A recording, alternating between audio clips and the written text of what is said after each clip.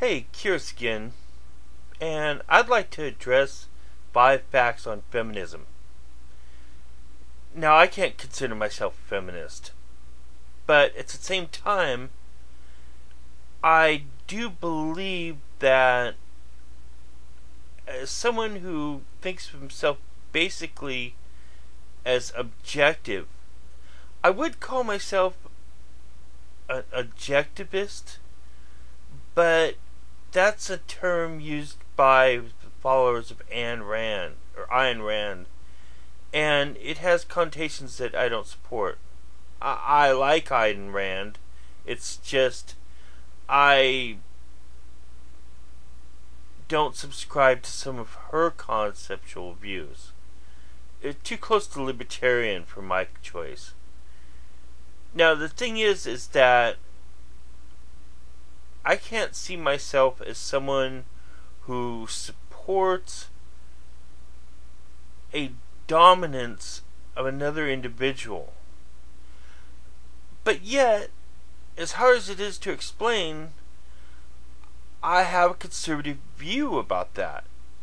Now, maybe a conservative view might be considered, and is considered by probably most conservatives, as a sort of hierarchical view. You know, with men at the top and women subordinate to them in a supportive role. But I get the impression with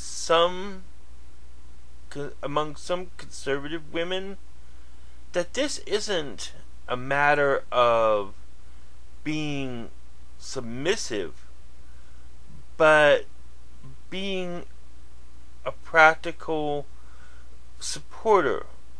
You know, they are assigned to a role in society, but that doesn't limit them. Well, we know historically that because the roles were fixed, the positions were of dominance and submissive were also fixed. But what I mean to say is that sometimes I really believe, in many conservative circles, this is all a wink and a nod. In other words, if the gender roles become so fixed that, for example, a man can only go out and work, he needs his support structure. And I think that's some of what the problems of conservatives had, was that, you know, it was simple bemusement and bewilderment of, well, if I'm out doing this full supportive job, who's going to do everything I need? Who's going to put the food on the table? Who's going to take care of the kids? And all the other things that he thought he wasn't capable of. And of course, that also fit along lines of support among gender, because there was no Mr. Mom concept. You know, I mean, how would a husband stay at home and network with other maybe men or women that were doing the same? Now, of course, it's a little different. We have that, you know, and it worked itself out to some degree. But that was part of the conservative problem, you know. There was a good old boys network, and everyone kind of knew with a wink and a nod that there was a good old girls network. And the higher you got up into the stratosphere of society, of the hierarchy of society, the stronger that became. You know, until you had organizations and actual functions that were a part of that. It's like if Hillary had won the presidency, would Bill been first man? It bothers me when, even though I'm an atheist, that clergy women wear their collars instead of, I know there's a proper word for the priest collar, I don't know it, instead of their bonnets for like nuns. Nuns should have the same ministry things as priests if you want to go into the equality region. But yet, I don't think they should have wore the same garb. Because that's kind of trans symbolism. I don't know. And that's the problem I have with equality. Just come to think about the top of my head, is that things can be, one doesn't have to be dominant and one doesn't have to be submissive. But, yeah, one doesn't have to be dominant, one doesn't have to be submissive. But the problem with equality is that when you have people of differing abilities, even gender, equating them or making them equal kind of takes away from both.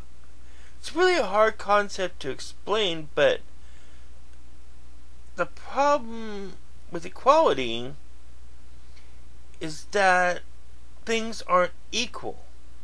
You don't have to be submissive and dominant. There doesn't have to be a follower and a leader all the time.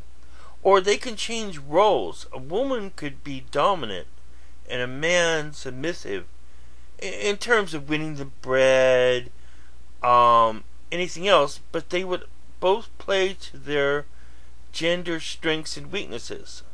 And this same thing goes with race. And I put orientation in another category. I put orientation in a sexual rights category because I don't believe it's a civil rights issue. Race and gender are civil rights issues. Now, orientation I believe is mistakenly put in there as a civil right, and it shouldn't be. It should be a sexual right. It should be like any other right that you choose to have sex about between people, old, young, races, anything in there that is taboo or is considered non-taboo now. It's a little different. And in any case, that's the point, is that equality doesn't have to be, see, it's the word equality. Freedom. I prefer liberty. Because if we really had liberty, then there wouldn't be a need for equality, because there would be no need to make things equal. One person could be dominant, the other could be submissive. Of course, that sounds like sex terms, and that's just, and the closest thing to saying, and equality is an easy way of saying things, and that's the problem with our language, That's what I think. And that's why I'm not a feminist, but I support women in a lot of feminist ways. Because I think a woman can do most anything a man could do, except a few things she can't, and vice versa. Now, what exactly are those things? Most of it is by the person. But some of it is gender related. Women in combat. Personally, I think women flying planes, there's something about that women crash, for some reason. It's not like a bad woman driver. I don't know. Just seems to be there's a lot of female fighter pilots that just go nose in, I don't know what the ratio is at to male fighter pilots and the limits and everything, but it seems like there are things women and men are exclusive to. And what? I couldn't exactly say. Alright. That's curious. And that's why I am and am not a feminist. Well, I'm not a feminist, but I'm not totally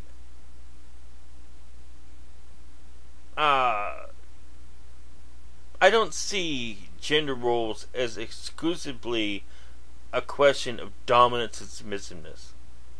Okay? Well, probably not, but that's my feeling on it. Is that 5 things? I think I would call that 5 things.